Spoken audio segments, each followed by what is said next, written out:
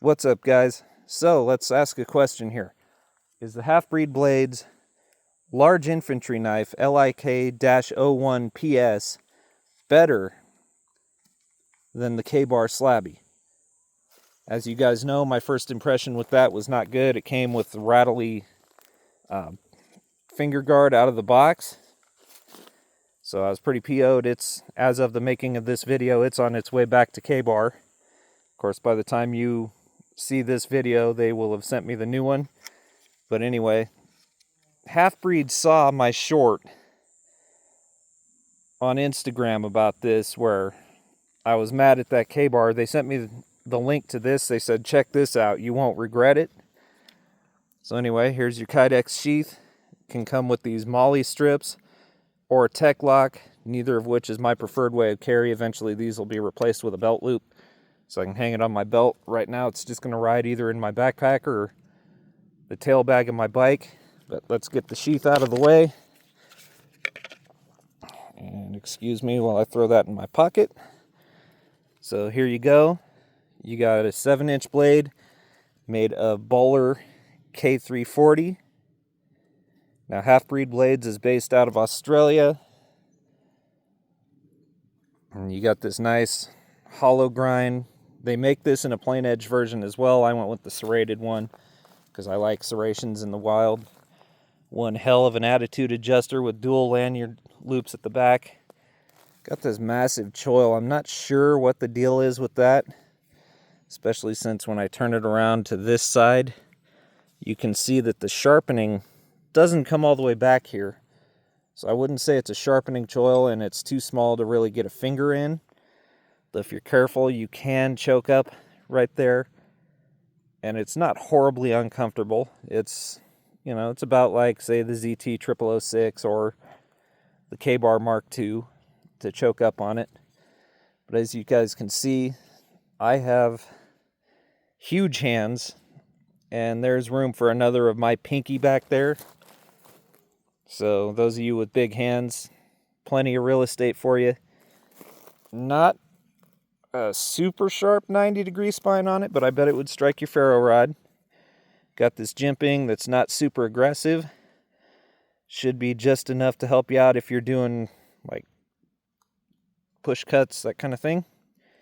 Anyway, let's take this thing over here and smack it, shall we? And this is the initial test of this. You'll probably see this knife in a fair few videos. Probably revisit this later on. But for now, let's give it a little bit of a beat down, shall we? And yes, I'm going to put those serrations in and beat them through the wood here. Man, this wood has been troubling knives since I got here.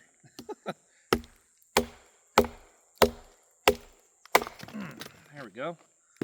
But once she gets in, that 3/16 inch thick K340 definitely gets the job done.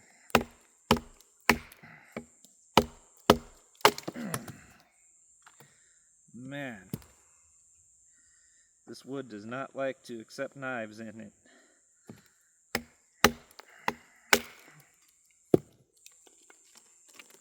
But you can see we are getting it done.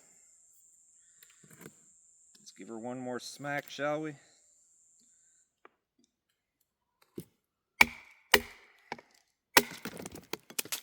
Boom. Wow. Okay. So now let me. Oh yeah, with those serrations. See, that's the thing. A lot of people say serrations suck in the woods. They don't.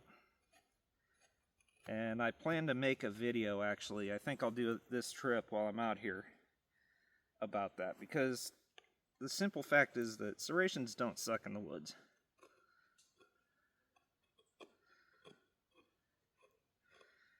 And I can show you why.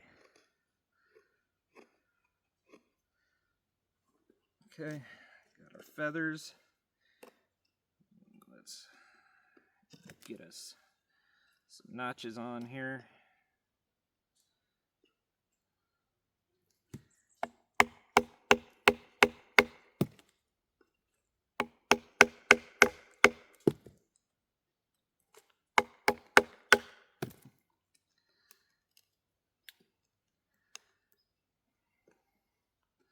I find it hilarious that it's such a bear to get down when you're batoning it, but then you go inside it and do something like this, and it's a cakewalk. Okay, square notch.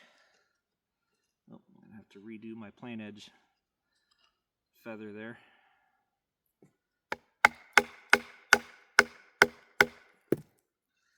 Not a big deal.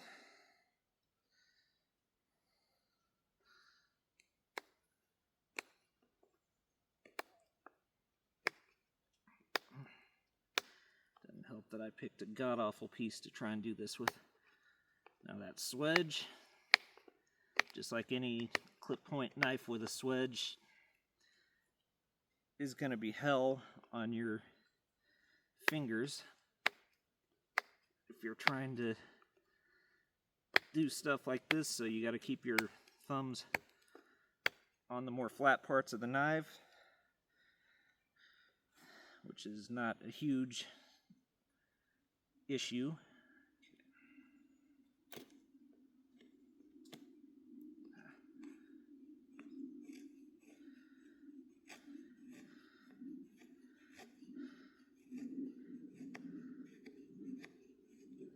Okay, now let's be mean to it. Halfbreed, welcome to Dual Sport Outdoors.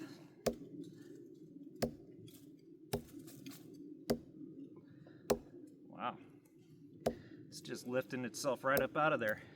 I don't know if the K-bar would do that or if it would bend, or I know my Mark II comes up out of there no problem.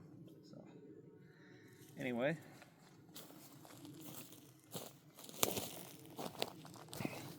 so here we go, guys.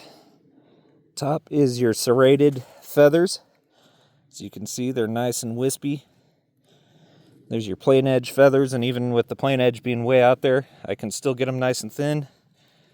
Let's come over here, you got your square notch, 7 notch. Here's the knife. This thing's gonna look unused when I clean it up, from what I can tell there. Now, it didn't cause me any hot spots in my hand or anything during any of that, even with that tang protruding up from the handle scales. So it performed absolutely beautifully. I definitely like it. Halfbreed, thank you for pointing this out to me. Yes, I paid for this knife, guys. So this was not a freebie. I bought this with my own money. But I am definitely liking it. Definitely looking forward to more time with this knife. You're probably going to see this some more in the future. So please be sure to thumbs up, subscribe, comment, share. We'll see you next time.